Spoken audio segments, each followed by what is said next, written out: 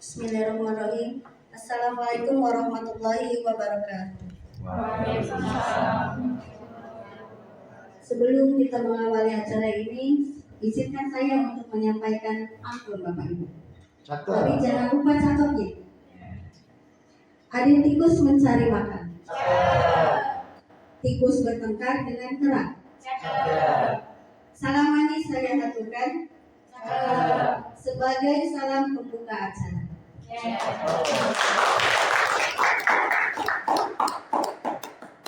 Yang terhormat kepada Bapak Kepala SMA Negeri 7 atau yang mewakilinya, Bapak Tompi sebagai Wakasek Kesiswaan.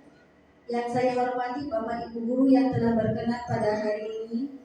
Marilah kita ucapkan segala puji syukur kehadirat Allah Subhanahu wa Ta'ala, karena dengan rahmatnya dan limpahnya kita dapat merasakan betapa sejuknya pada hari ini dan kita dapat berkumpul di acara yang insya Allah akan bermanfaat bagi kita semua. Izinkan saya Bapak Ibu menyampaikan susunan acara hari ini. Yang pertama itu adalah pembukaan, yang kedua itu adalah sambutan dari Bapak Topik, yang ketiga itu adalah inti, dan yang keempat adalah refleksi. Yang pertama, marilah kita melakukan pembacaan dengan berdoa dan membaca bismillah. Bismillahirrahmanirrahim. Yang kedua, sambutan dari Bapak Taufik selaku Wakasek Kesiswaan. Saya persilakan.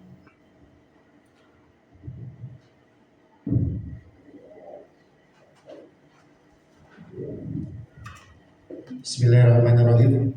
Assalamualaikum warahmatullahi wabarakatuh. Waalaikumsalam warahmatullahi wabarakatuh. Salam sejahtera untuk kita semua.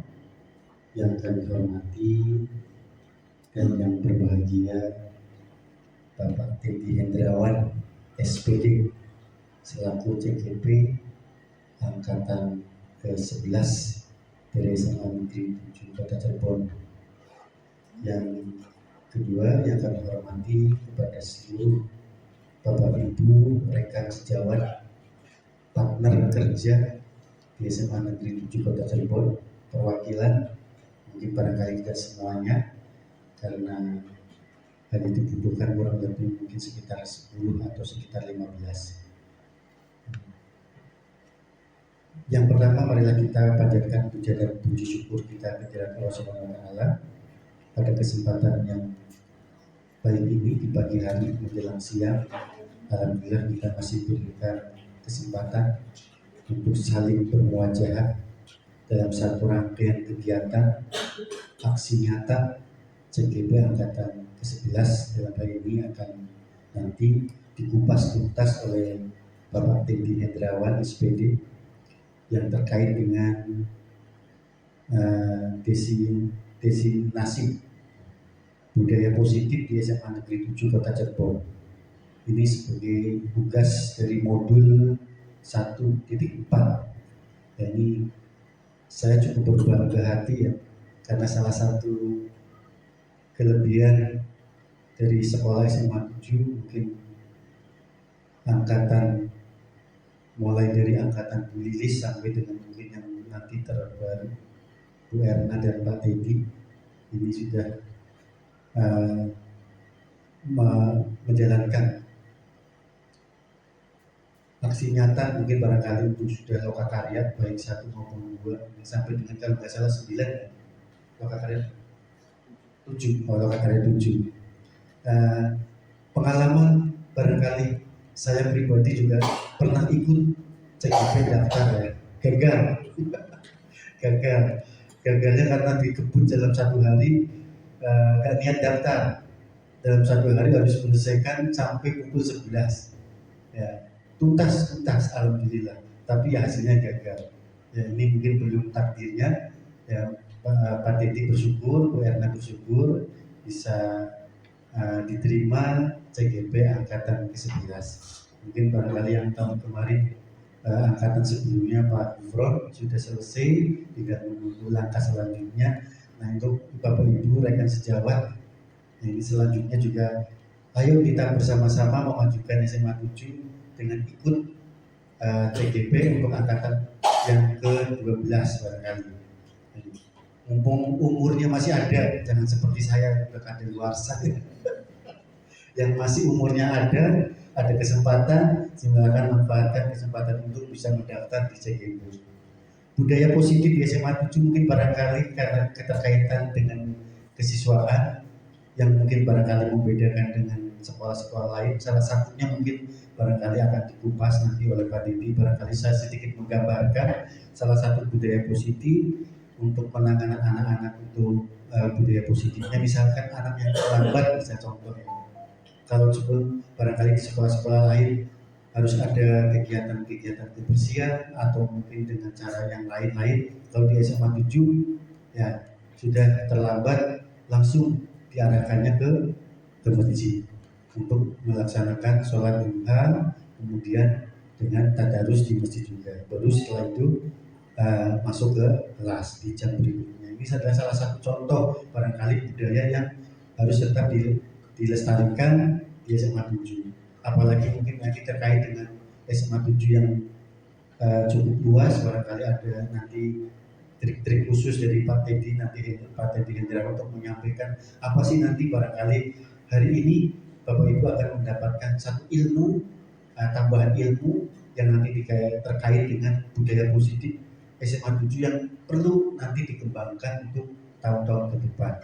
Mungkin barangkali ini yang perlu saya sampaikan terkait dengan sambutan perwakilan dari Kepala Sekolah. Mohon izin Bapak Kepala Sekolah tidak bisa hadir karena keterkaitan dengan beliau sedang ada acara untuk kegiatan-kegiatan yang lainnya, termasuk Wakasek yang lainnya juga ada kegiatan. Alhamdulillah saya masih ada kesempatan untuk bisa hadir di forum ini, tidak mengurangi rasa hormat kepala sekolah untuk diwakilkan ke bagian kesiswaan.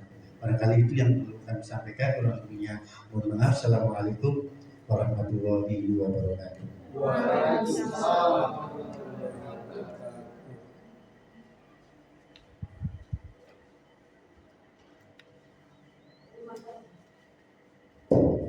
Terima kasih atas sambutannya Bapak Ibu. Sampai pada acara ini kita akan mendengarkan diseminasi budaya positif yang ada di sekolah kita. Monggo Bapak Teddy dipersilakan.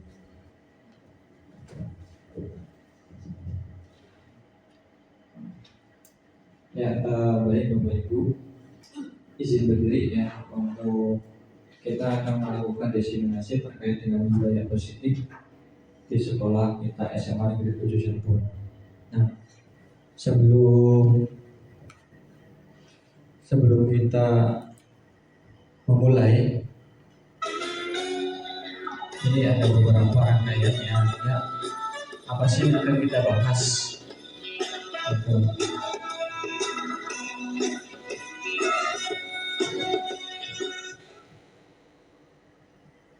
Next. Ya. Nah, ini agenda kita pada hari ini yaitu terkait dengan disiplin positif dan nilai-nilai kebajikan universal, kemudian teori motivasi, hukuman, penghargaan, dan restitusi. Kemudian yang ketiga adalah bagaimana sih membentuk keyakinan kelas itu. Nah, kemudian yang keempat yaitu kebutuhan dasar manusia. Kemudian yang kelima adalah restitusi 5 posisi kontrol, dan yang keenam adalah segitiga restitusi. Nah, tetapi sebelum kita bahas apa itu budaya positif, saya pengen Bapak Ibu ini dulu ya, renungan dulu lah, praktekkan kegiatan berikut. Nah, pertama, Bapak Ibu adalah A. Tugas Bapak Ibu adalah menghafalkan salah satu tangan Coba Anda bayangkan bahwa Anda menyimpan sesuatu yang sangat berharga di dalam kepala tangan. Kemudian perlu menjaga benda tersebut sekuat tenaga Anda karena begitu pentingnya untuk kehidupan Anda. Nah, kemudian tugas B rekan Anda yaitu mencoba dengan segala cara untuk membuka kepala tangan teman Anda. Kemudian teman Anda B boleh membujuk, menghardik, mengintimidasi, memarahi, menggoda, menggelitik, bahkan menawari Anda uang agar Anda bersedia untuk membuka kepala tangan Anda. Ya. Nah, selanjutnya coba lakukan kegiatan, coba lakukan di atas dengan B secara bergantian.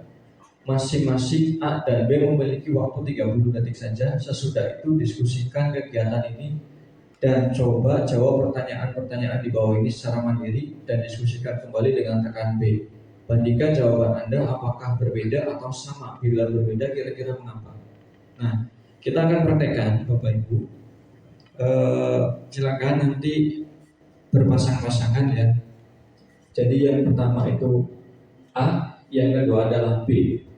Nah, yang A itu sekuat tenaga mempertahankan benda yang ada di kepala tangan. Sedangkan B untuk merayu, menghardik, boleh mencaci maki. Kira-kira apa? Itu.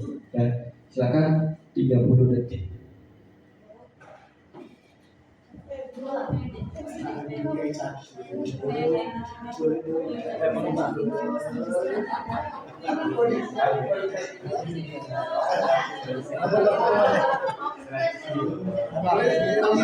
Isinya apa? Boleh enggak? Ya.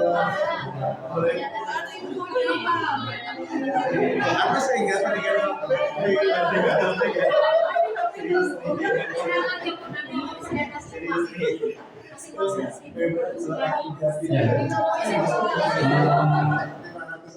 Cukup ya Bapak Ibu ya.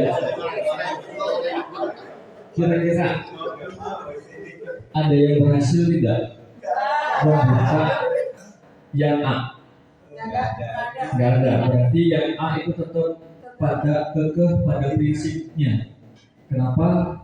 Sama seperti siswa juga sebetulnya. Ketika siswa punya prinsip A ya A, B ya B, sehingga tidak bisa tergoyahkan oleh orang lain. Mau dihardik, mau dihukum, mau dibayar pakai uang, itu tidak akan terpengaruh. Kenapa?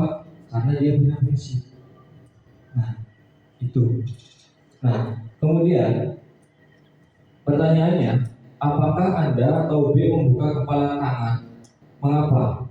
Apa alasan Anda B membuka kepala tangan Anda? Nah, kemudian yang kedua, apakah Anda B menutup kepala tangan Anda? Mengapa? Alasannya Anda? Apa alasannya? Kemudian tetap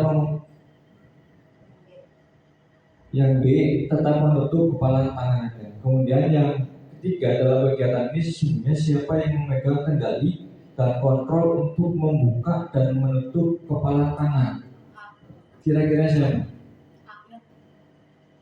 Dalam kegiatan ini sesungguhnya siapa yang memegang kendali atau kontrol untuk membuka dan menutup kepala tangan? A atau B? A ya. Nah, kenapa A? Karena tadi punya prinsip, sehingga dalam hal ini dia yang bisa mengendalikan diri sendiri, sehingga si A ini masih tetap berpegang teguh pada keyakinannya, tidak mau membuka kepala tangan. Karena apa? Karena posisinya bisa mengontrol diri sendiri, Bapak Ibu. Jadi seperti itu. Nah, yang sebenarnya, nah, kita sudah mulai. Tadi refleksi saja gitu ya Bapak Ibu. Pertanyaan mati, apakah yang dimaksud dengan disiplin? Kira-kira menurut Bapak Ibu, apa yang dimaksud dengan disiplin?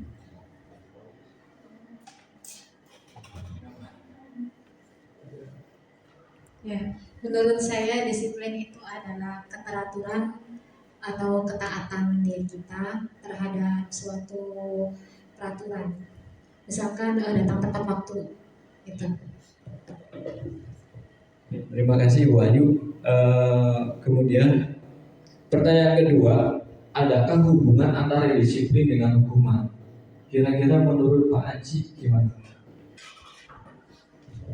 Menurut saya adanya hubungan antara disiplin dan hukuman ini perlu untuk ditegakkan supaya kita tahu konsekuensi yang kita hadapi kalau kita tidak disiplin. Sebagai bukti itu wujud dari tanggung jawab kita. Terima kasih Pak Haji atas jawabannya. Kemudian satu lagi nih, Bu Diana, barangkali apa sih, adakah hubungan antara disiplin dengan hukuman?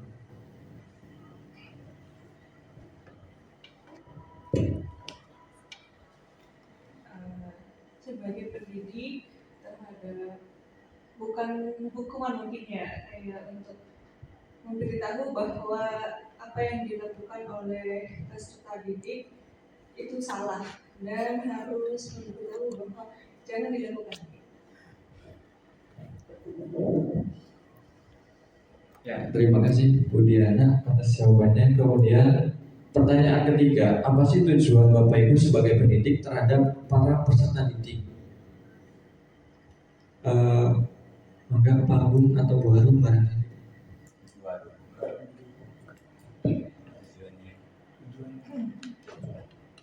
Tujuan kita sebagai pendidik supaya membiasakan anak didik kita supaya disiplin terhadap aturan-aturan sudah dibuat oleh sekolah, sehingga dengan aturan itu anak-anak bisa disiplin. Nah, kalau kemudian dari disiplin itu dilanggar, jadi ada sanksi. Jadi kita untuk membiasakan supaya anak-anak disiplin. Ya, terima kasih jawabannya atas maka barangkali Pak Agung.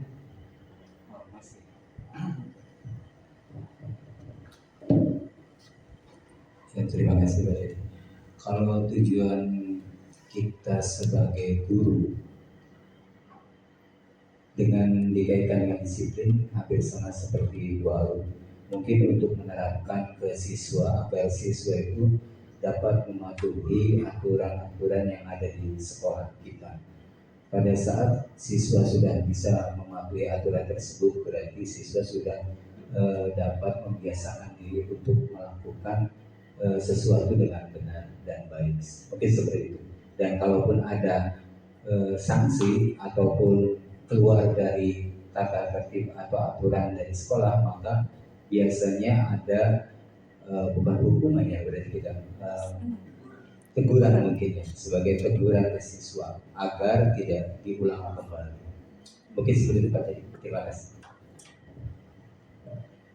Ya, terima kasih Pak Agung atas jawabannya ya. Jadi mewakili sebetulnya kita sebagai guru, kebanyakan dari kita itu adalah penghukum. Kenapa? Karena ketika siswa datang terlambat, tidak ditanyakan alasannya kenapa terlambat, langsung ngejudge anak tersebut, kamu bersalah. Ya, jadi itu adalah termasuk mungkin saya, Bapak Ibu. Saya ketika pembelajaran di kelas biasanya ada anak yang terlambat, kemudian kamu nggak usah ikut pelajaran saya. Itu adalah sebagai penghukum.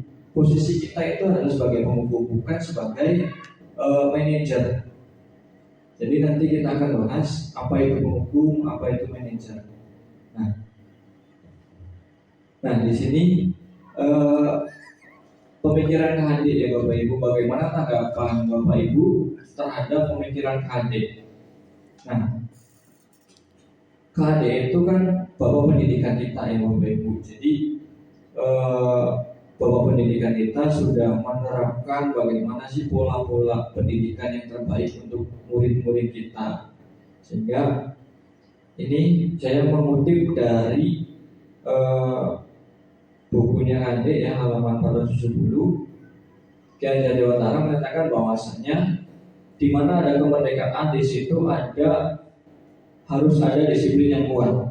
Sungguh pun disiplin itu bersifat self-disiplin, yaitu kita sendiri yang mewajibkan kita dengan sekeras-kerasnya, tetapi itu sama saja. Sebab jikalau tidak cakap melakukan suatu disiplin, wajiblah penguasa lain mendisiplin diri kita, dan peraturan demikian itulah harus ada di dalam suasana yang merdeka. Nah, kurikulum kita itu sudah menggunakan kurikulum merdeka, artinya murid itu harus merdeka, ya Bapak Ibu. Jadi tidak ada yang namanya tekanan atau hal yang lain.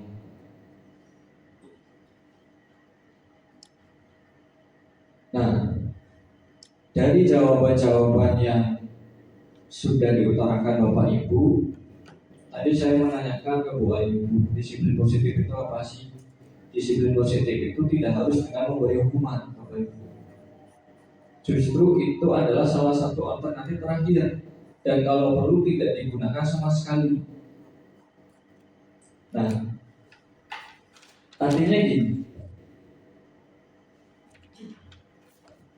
ketika hukuman itu memberikan, kita sebagai guru memberikan hukuman dengan menerapkan disiplin, tapi ada hukuman, maka itu bukan disiplin, Bapak Ibu.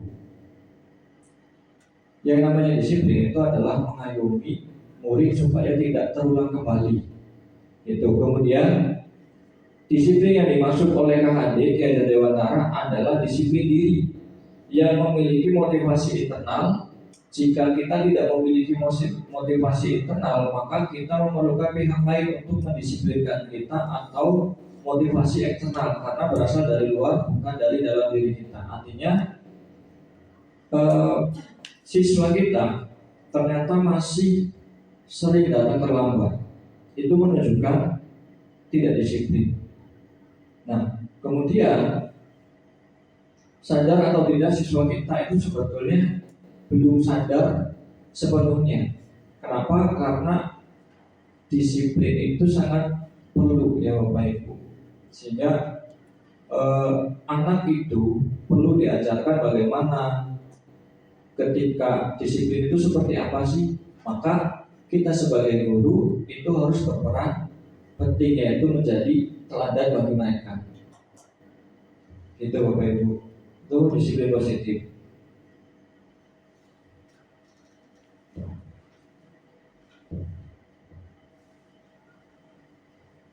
Nah, di sini kenapa murid kita itu terkadang suka terlambat, tidak rapi dalam hal berpakaian? Ada tiga motivasi perilaku manusia. Yang pertama adalah untuk menghindari ketidaknyamanan atau hukuman. Nah, ini yang sering terjadi biasanya. Jadi anak tersebut kenapa datang terlambat? Karena merasa dirinya tidak nyaman atau menghindari hukuman. Saya tidak senang sama guru A, maka saya akan terlambat. Itu sebetulnya. Nah, kemudian yang kedua, yaitu untuk mendapatkan imbalan atau penghargaan dari orang lain. Pengen dipuji. Jadi kadang murid kita itu pengen dipuji atau mendapatkan imbalan. Misal datang tepat waktu, kemudian nilainya bagus, nanti sama gurunya dijanjikan seperti itu.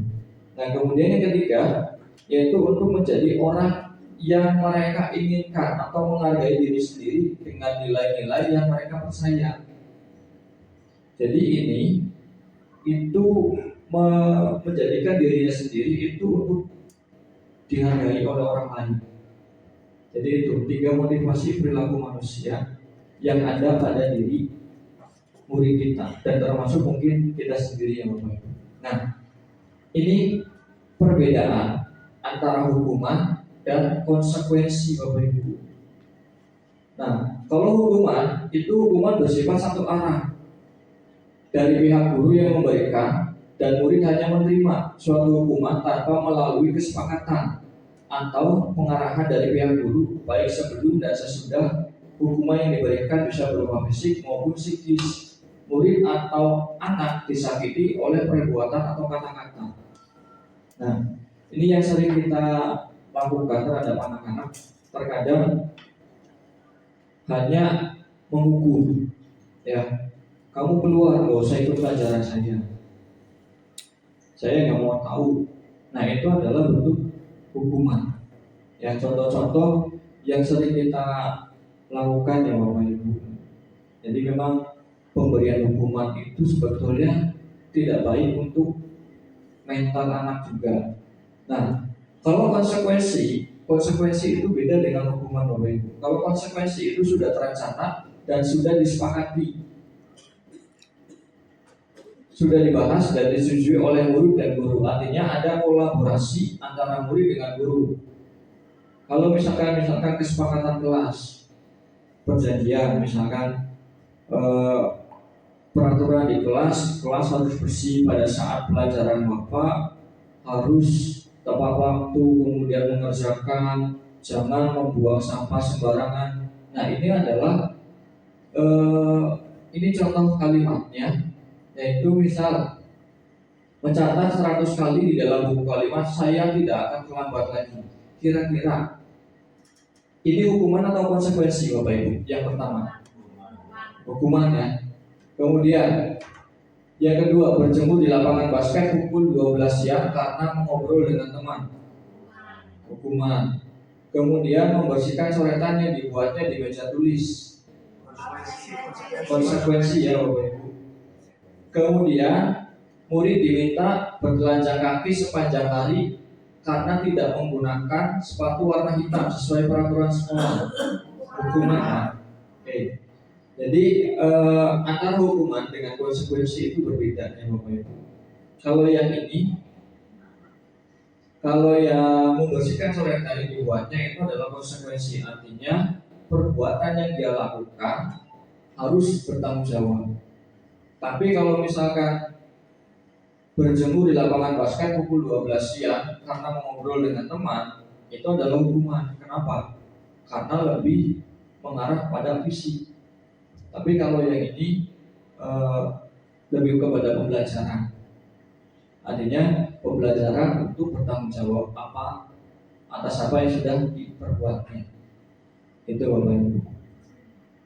Nah, sekarang kita masih ingat nggak profil pelajar Pancasila Bapak Ibu? Coba kira-kira apa sih Pak Jati? Ya. Beriman dan bertakwa kepada Tuhan yang Maha Esa. Beriman dan bertakwa kepada Tuhan yang Maha Esa, salah satunya itu.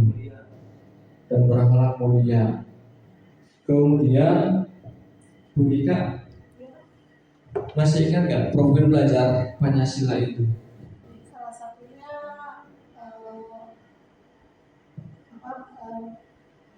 yang lupa Pak. Mandiri gitu.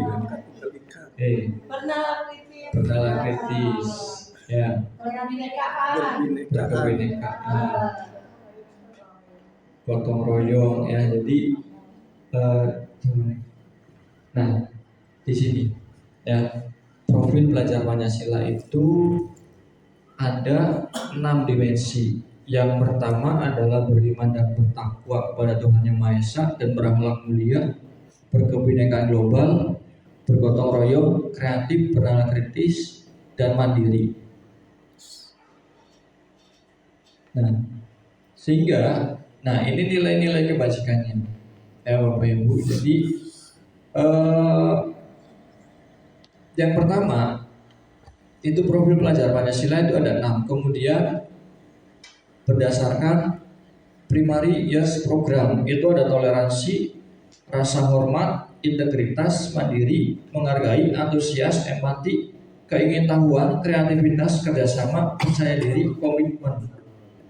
Nah, kemudian 9 pilar karakter, yaitu cinta Tuhan dan segenap ciptaannya, kedua kemandirian dan tanggung jawab, ketiga kejujuran, diplomatis, hormat dan santun, dermawan, suka menolong dan gotong royong, percaya diri, kreatif dan bekerja keras, kepemimpinan dan keadilan, 8 baik dan rendah hati, 9 toleransi, kedamaian dan kesatuan. Jadi ini adalah nilai-nilai kebajikan universal yang ada dalam setiap individu ya Bapak Ibu.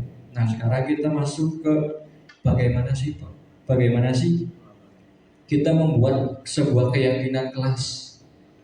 Nah, pertama itu kebersihan kelas adalah tanggung jawab bersama. Ya, contohnya kalimat-kalimatnya yang positif ya Bapak Ibu. Kemudian jangan menggunakan kalimat yang negatif. Contoh misalkan jangan menggunakan HP saat pembelajaran. Nah, kita ganti kalimatnya. Kita ubah menjadi gunakan HP seperlunya. Gitu. Nah, kemudian dalam ketertiban dan kerapihan diusahakan tidak menggunakan kata jangan ya Bapak Ibu, karena itu adalah kalimat negatif sebetulnya. Sehingga kita perlu ada mengganti kosakata menjadi kalimat yang positif. Nah, contoh-contohnya adalah seperti ini. Kebersihan kelas adalah tanggung jawab bersama. Kemudian saling menghormati dan menghargai, selalu hadir tepat waktu, menggunakan HP hanya untuk mendukung pembelajaran, berkomitmen dalam pengerjaan tugas. Ketertiban dan kerapihan adalah bentuk kemandirian. Dan itu adalah contoh-contoh penggunaan kosakata yang positif untuk membuat sebuah keyakinan kelas. Nah di sini 5 kebutuhan dasar manusia. Artinya pertama itu ada bertahan hidup atau survival. Kemudian yang kedua adalah kasih sayang dan diterima. Kemudian kebebasan, kesenangan, dan penguasaan. Nah, setiap anak pasti mempunyai 5 kebutuhan dasar ini Bapak Ibu. Jadi mereka juga pengen bebas, ya. Artinya kebebasan yang teratur, bukan berarti bebas yang seneng-seneng gitu ya, enggak seperti itu. Kemudian anak murid kita juga pengen proses pembelajaran itu senang dan disukai oleh mereka. Kemudian bertahan hidup, kemudian penguasaan. Nah, kita di sini sebetulnya Bapak Ibu sebagai guru memang harus yang namanya kasih sayang terhadap murid itu memang perlu, tetapi ada batasan-batasannya. Nah, jadi seperti itu ya Bapak Ibu. Nah, ini 5 kebutuhan dasar manusia. Nah, di sini ada kasus Bapak Ibu. Kita akan menganalisis kasus ini ya Bapak Ibu. Coba kalau kita cermati, Sabrina hari itu bangun terlambat dan buru-buru sampai di sekolah. Dia pun akhirnya sampai di gerbang sekolah, tapi baru menyadari kalau tidak menggunakan sepatu hitam seperti tertera di peraturan sekolah. Di depan pintu kelas, Bapak Lukman memperhatikan sepatu Sabrina yang berwarna coklat. Sabrina berusaha menjelaskan bahwa dia terburu-buru dan salah menggunakan sepatu. Pak Lukman menanyakan Sabrina, apa peraturan sekolah tentang seragam warna sepatu? Sabrina menjawab, sudah mengetahui sepatu harus berwarna hitam, namun terburu-buru dan salah mengenakan sepatu. Selain tidak mungkin kembali pulang karena rumahnya jauh sekali, Pak Lukman tetap bersikeras pada peraturan yang berlaku dan mengatakan, ya sudah, kamu sudah melanggar peraturan sekolah, kamu salah, kamu terlambat, salah pula warna sepatunya. Segera buka sepatumu kalau tidak bisa mengenakan warna sepatu sesuai peraturan. Sabrina meminta maaf dan memohon kembali kepada Pak Lukman agar tetap dapat mengenakan sepatunya dan berjanji tidak akan mengulang kesalahannya. Namun Pak Lukman tidak mau tahu. Tidak, kamu telah melanggar peraturan sekolah. Kalau tidak sanggup ambil sepatu di rumah atau diantarkan sepatu ke sekolah, ya sudah, kamu tidak bersepatu saja seharian di sekolah. Sekarang copot sepatumu dan silakan belajar tanpa sepatu seharian. Sabrina pun dengan berat hati mencopot sepatunya dan memberikannya kepada Pak Lukman.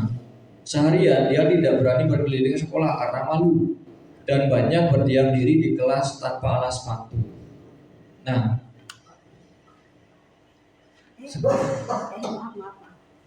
Ya, dari kasus ini kira-kira posisi Pak Lukman itu sebagai penghukum, manajer, teman, atau seperti apa? Penghukum ya. Kenapa, Pak Catur? Ya karena di sini Pak Lukman itu memaksakan kehendaknya terhadap peraturan yang ada, tetapi tidak memandang bahwa seseorang anak itu mungkin aja ada ketidakmampuan dari anak tersebut yang mengakibatkan anak merasa malu karena harus artinya dilepas oleh guru tersebut atau oleh Pak Lukman tersebut. Lalu kira-kira kita sebagai guru ya Pak Alan, apa yang harus kita lakukan ketika kita menghadapi murid seperti ini?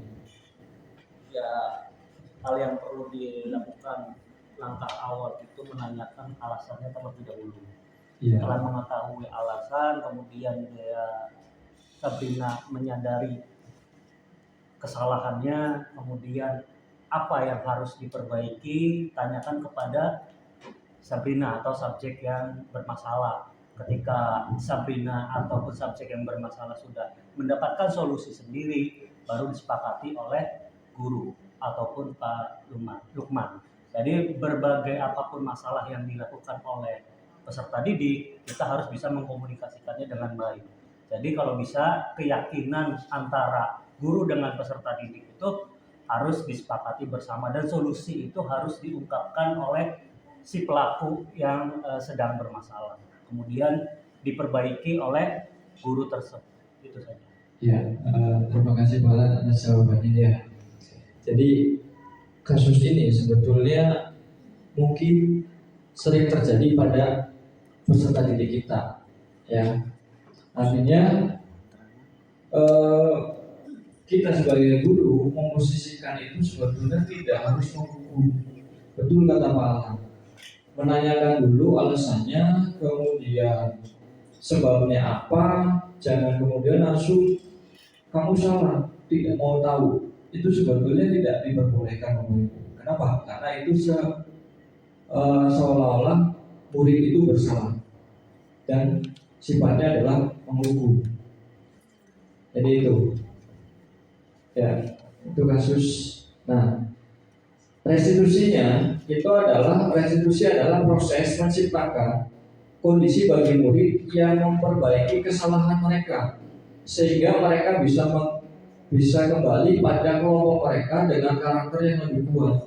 Nah, maka kalau misalkan posisi kita sudah menghukum, maka restitusi ini tidak akan bisa berjalan. Kenapa? Karena nanti kasus yang tadi tidak menanyakan terlebih dahulu apa alasan-alasannya, sehingga membuat murid itu merasa tertekan dengan kehadiran kita. Ya, Bapak Ibu. Kemudian restitusi membantu murid menjadi lebih memiliki tujuan, disiplin positif, dan memulihkan dirinya setelah berbuat salah. Penekanannya bukan pada bagaimana berperilaku untuk menyenangkan orang lain atau menghindari ketidaknyamanan, namun tujuannya adalah menjadi orang yang menghargai nilai-nilai kebajikan yang mereka percayai. Jadi itu Bapak Ibu. Jadi kita sebagai guru minimal tidak seperti itu lagi lah ya. Artinya dengarkan dulu alasan-alasannya, kemudian apa sih sebabnya gitu sehingga dia berbuat salah. Nah, ini yang saya maksud tadi ya, 5 posisi kontrol restitusi. Nah, ada penghukum, pembuat rasa bersalah, pemantau, teman, dan manajer. Jadi semua ini itu yang harus dimiliki oleh guru. Tapi kebanyakan dari kita itu adalah di sini perannya ya Bapak Ibu, di penghukum, tidak mau mendengarkan alasan murid kita sehingga ngejudge murid, kamu tetap bersalah, tidak bisa untuk diperbaiki. Ya, jadi seperti itu Bapak Ibu. Nah, penghukum itu lebih mengarahnya adalah pemberian hukuman terhadap anak. Kemudian pembuat rasa bersalah itu artinya seorang guru itu menekankan siswa itu merasa bersalah gitu ya. Kemudian sebagai pemantau, guru hanya sebagai memantau saja kegiatan-kegiatan siswa. Yang paling baik itu adalah sebagai teman dan manajer. Jadi posisi kita sebetulnya di sini, Bapak Ibu, itu harus sebagai teman, sebagai tempat curhat atau curhat mereka ya Bapak Ibu. Ketika anak bermasalah, maka kita dengarkan dulu apa sih permasalahannya, penyebabnya apa, kemudian kita saling kasih solusi. Nah, kemudian sebagai manajer kita mampu memposisikan diri kita untuk bagaimana mengatur karakter-karakter anak itu. Karena karakter anak itu, setiap anak itu berbeda, sehingga tidak bisa kita samakan dengan yang lain. Gitu Bapak Ibu. Nah ini ya contoh bahasa yang digunakan pada tiap posisi kontrol restitusi. Nah, di sini penghukum, kamu selalu saja salah, kamu tahu kan aturannya, awas. Jadi ada ancaman. Nah, kemudian pembuat rasa bersalah, ibu sangat kecewa dengan kamu.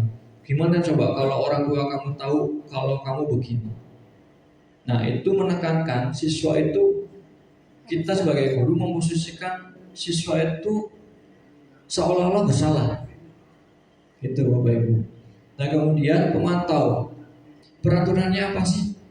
Kamu tahu tidak konsekuensinya apa? Terkadang kayak gitu ya. Kita sebagai guru terkadang memang selalu menyalahkan siswa, dan itu sebetulnya posisi tidak boleh.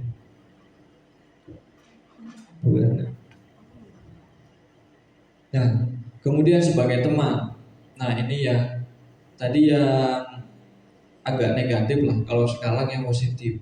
Nah, posisi sebagai teman, kalimatnya adalah ayolah ibu atau bapak bantu ya. Ya sudah, kali ini bapak bantu bereskan. Dan itu adalah sebagai teman. Artinya kita posisi guru membantu siswa yang mengalami kesulitan, sehingga siswa murid itu merasa nyaman. Ya. Kemudian ketika kita posisinya sebagai manajer, itu contoh kalimatnya, Alif, apa yang kamu yakini nak? Dan itu adalah bahasa-bahasa yang menurut saya itu sangat santun ya. Artinya apa yang kamu yakini nak? Nah, kalimat nak di sini bukan berarti kita menyamakan murid kita yang sudah, mohon maaf ya, beranjak dewasa itu memperlakukan seperti anak SD, bukan ya Bapak Ibu. Tetapi ini sebagai kita sebagai orang tua ke anak itu.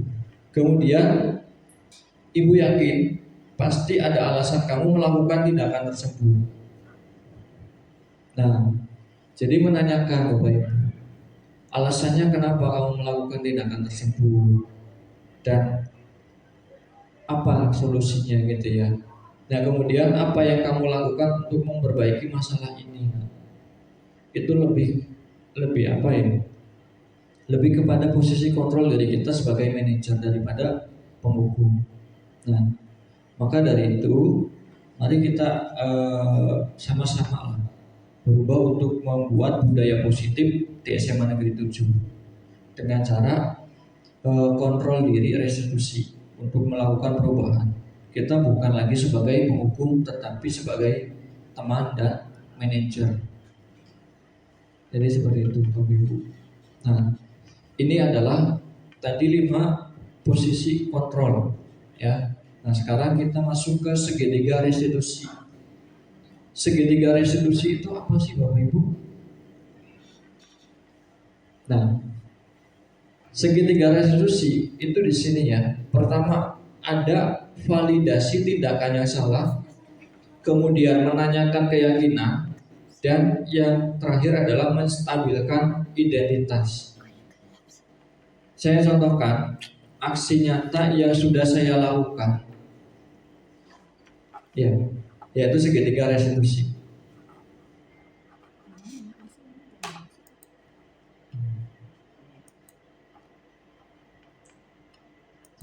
Itu ada alasannya. Nah, ini adalah validasi tindakan salah.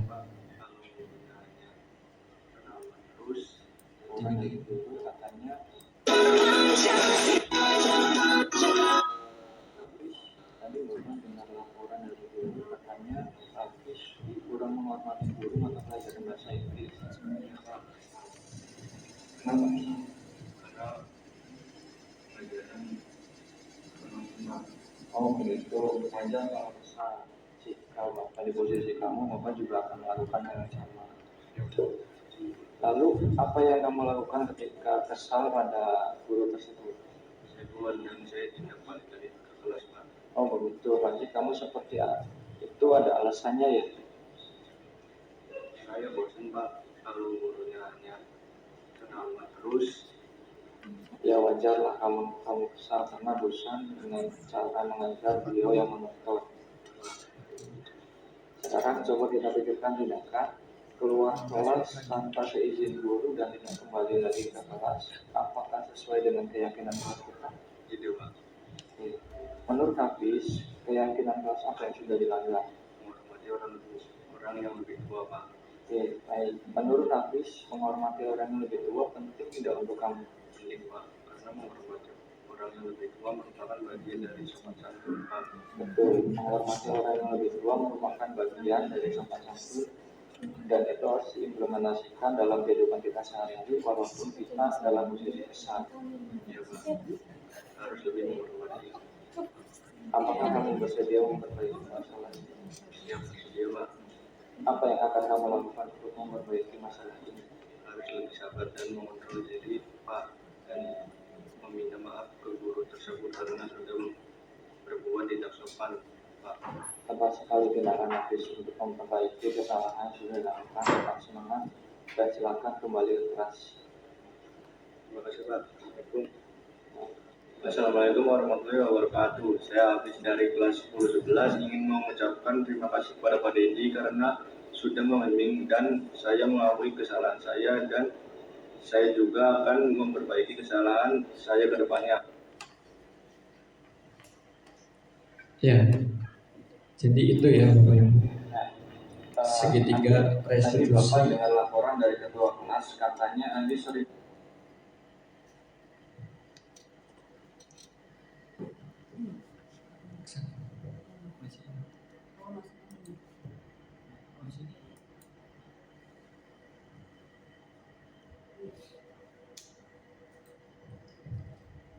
Ya, tadi saya sudah menerapkan aksi nyata segitiga restitusi terkait dengan permasalahan anak, yaitu salah satunya adalah dia tidak menyukai salah satu pelajaran, kemudian dia keluar dan tidak kembali lagi ke kelas. Ya, itu menunjukkan bahwasanya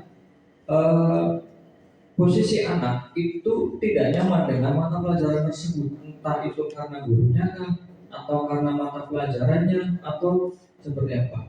Nah, ini yang saya lakukan itu untuk memvalidasi tindakan yang salah itu seperti apa, kemudian menstabilkan identitas, menanyakan keyakinannya bagaimana setelah kita ngobrol, dan itu sebetulnya dampaknya sangat luar biasa ya Bapak Ibu.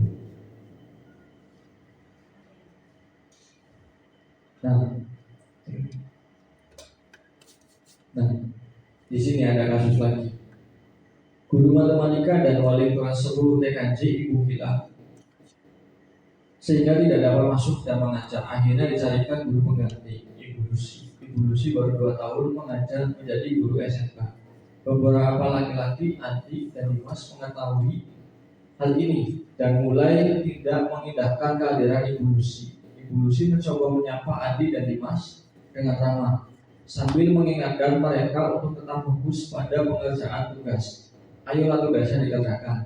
Nanti ibu ditegur oleh ibu kepala sekolah kalau kalian tidak kerjakan tugas. Tolong bantu ibu ya.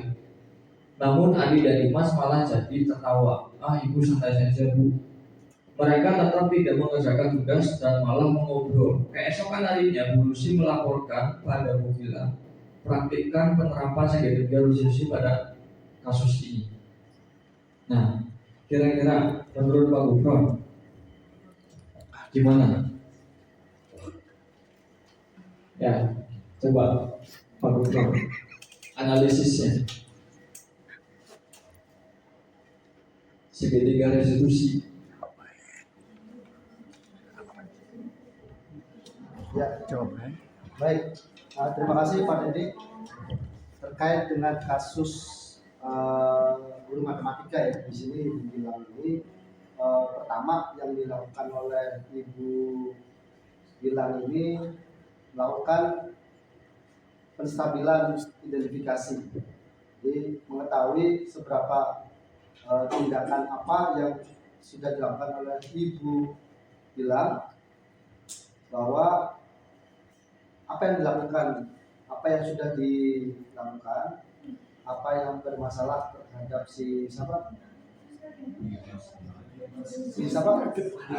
Adi dan Dimas ini. Kemudian setelah itu dilakukan juga persoalan apa yang sudah dilakukan oleh Ibu Gilang ya. Kemudian ada keesokan harinya Bu Lucy ya, Bu Lucy melaporkan pada Bu Gilang menerapkan gitu pada ya. Untuk ngobrol di situ kan perlu ada ditanyakan dulu ngobrol apa gitu dengan Bu Lucy gitu. Terus apa lagi, nanti bertegur Ibu Kepala Sekolah. Ya, sudah ya, paling itu aja.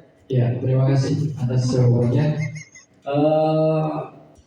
Kasus ini sebetulnya adalah penerapan dari segitiga resolusi, Bapak Ibu. Yang seperti saya contohkan tadi di aksi nyata modul 1.3 ya.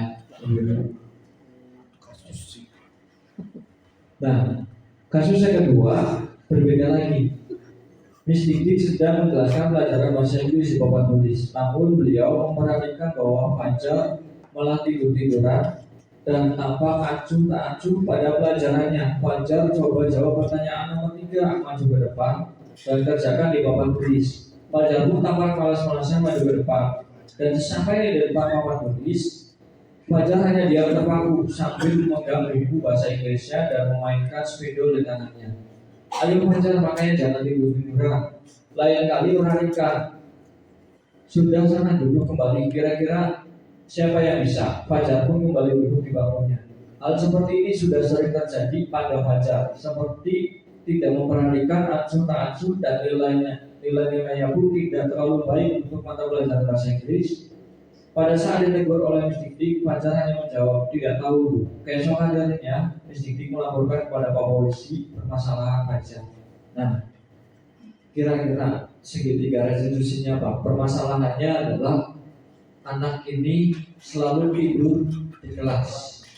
Ketika disuruh maju, dia tidak bisa apa-apa. Ada yang mau bantu jawab, Bapak Ibu? Ya, berikan.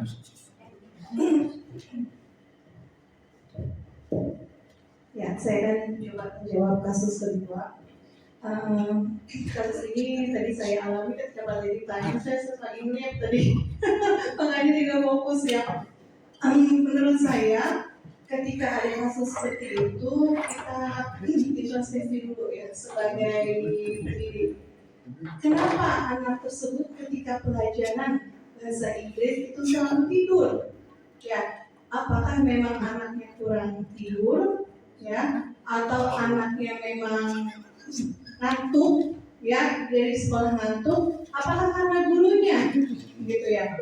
Karena di sini untuk kurikulum merdeka juga kita dituntut untuk tidak monoton ketika mengajar.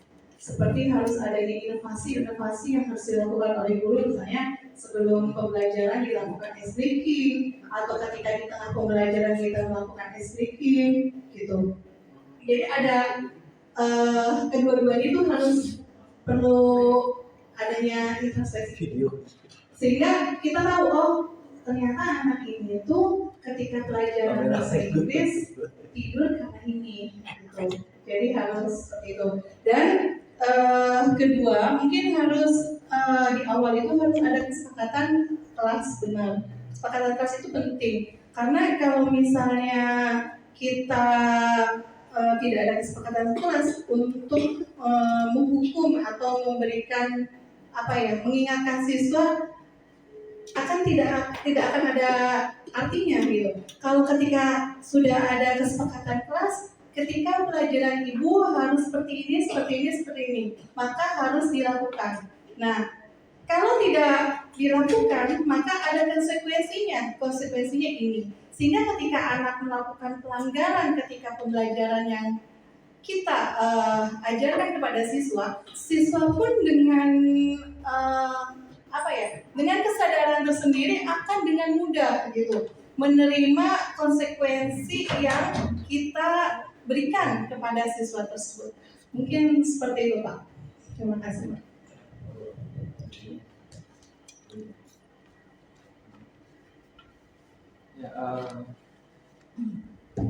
Terima kasih Bu Dika atas analisisnya terhadap kasus yang kedua ini. Karena saya mengangkat kasus ini karena memang terjadi di kita ya Bapak Ibu. Artinya siswa baru berangkat kemudian tidur-tiduran, tapi ketika disuruh maju malah nggak bisa. Mending kalau misalkan nilainya bagus gitu ya, artinya walaupun tidur juga nggak masalah gitu ya Bapak Ibu. Tetapi kalau misalkan posisinya tidur kemudian di saat pembelajaran kemudian disuruh maju tidak bisa, ya ini yang akan menjadi permasalahan sebetulnya Bapak Ibu. Nah, refleksi kegiatan disiplinasi positif. Ya.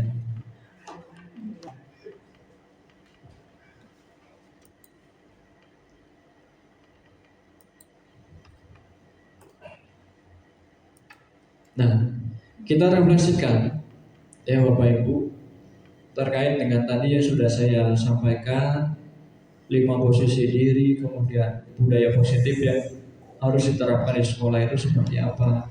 Nah, pertanyaannya kita refleksi diri ya Bapak Ibu. Sejauh mana pemahaman Anda tentang konsep-konsep inti yang telah Anda pelajari di modul ini? Disiplin positif, teori kontrol, teori motivasi, hukuman dan penghargaan, posisi kontrol guru, kebutuhan dasar manusia, keyakinan kelas, dan segitiga restitusi. Adakah hal-hal yang menarik untuk Anda dan di luar dugaan? Nah, silakan Pak Gubron, sudah mengacungkan diri. Ya baik, terima kasih Pak Teddy.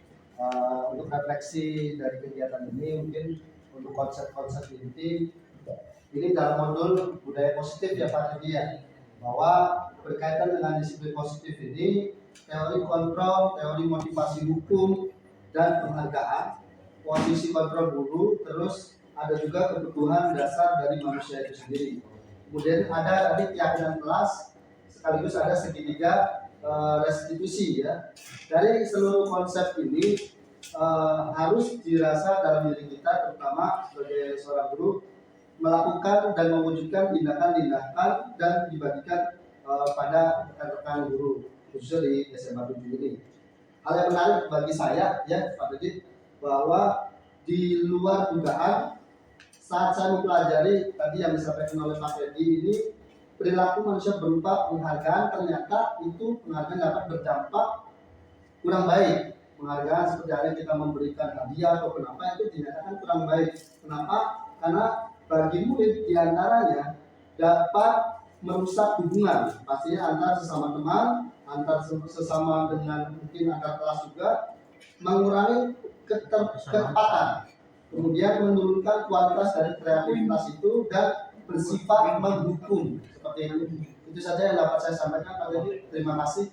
Ya, terima kasih Pak Gubron atas jawabannya, refleksinya ya. Dan kemudian yang kedua, pertanyaannya, perubahan apa yang terjadi pada cara berpikir Anda dalam menciptakan budaya positif di kelas maupun di sekolah setelah mempelajari modul ini tentang budaya positif? Silakan Pak Jati.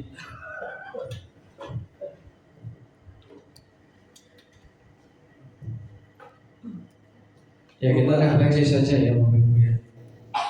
Perubahan yang terjadi adalah saya menyadari Pak, posisi kontrol yang biasa saya lakukan adalah penghukum dan pemantau.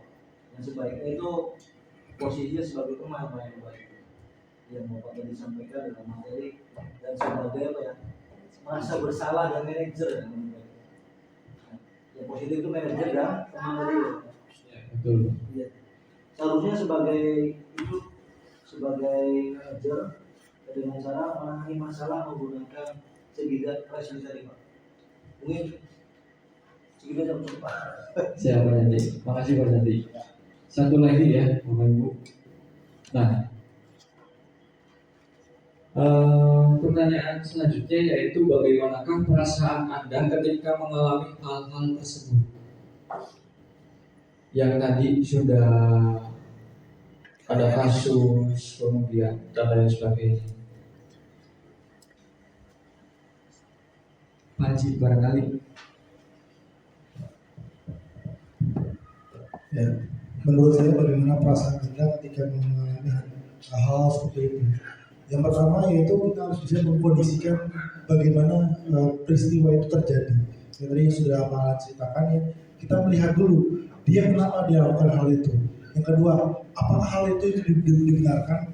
Ya, nanti setelah itu muncullah perbaikan dari diri sendiri. Nah, ini disebut dengan segitiga restitusi. Menurut saya ini hal yang luar biasa Pak.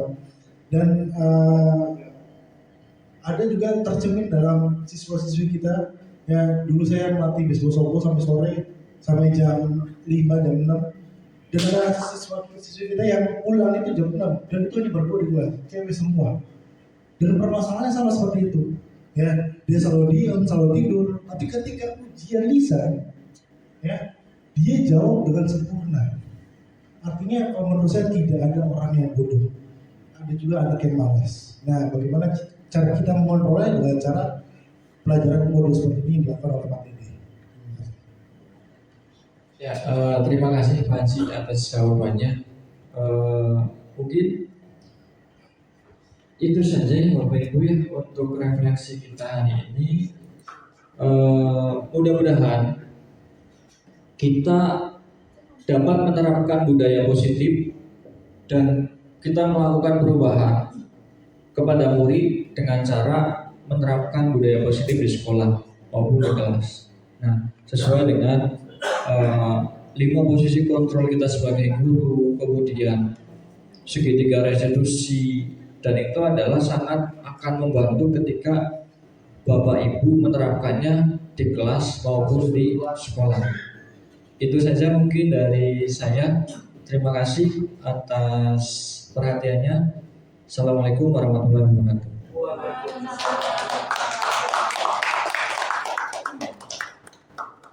Terima kasih kepada Pak Teddy. Semoga apa yang telah disampaikan Pak Teddy itu bisa membuat kita berubah ya Bapak Ibu. Yang tadinya kita sebagai teman atau penghukum atau membuat merasa bersalah, kita akan menjadi manajer ya. Nah, dengan kita menjadi manajer itu kita akan dapat membuat budaya positif itu berjalan di sekolah kita. Kalau budaya positif itu sudah berjalan di sekolah kita, kita akan menciptakan pembelajaran yang nyaman Bapak Ibu ya. Nah, semoga dengan paparan yang tadi semuanya jelas, kita bisa menerapkannya dalam kehidupan kita di sekolah ini. Oke. Tidak ada pertanyaan ya Bapak? Tidak ada. Oke. Ya, sekian saja Bapak Ibu. Terima kasih atas kerjasamanya, terima kasih atas kehadirannya di sini. Kita tutup acara ini dengan berdoa, membaca hamdan. Alhamdulillah.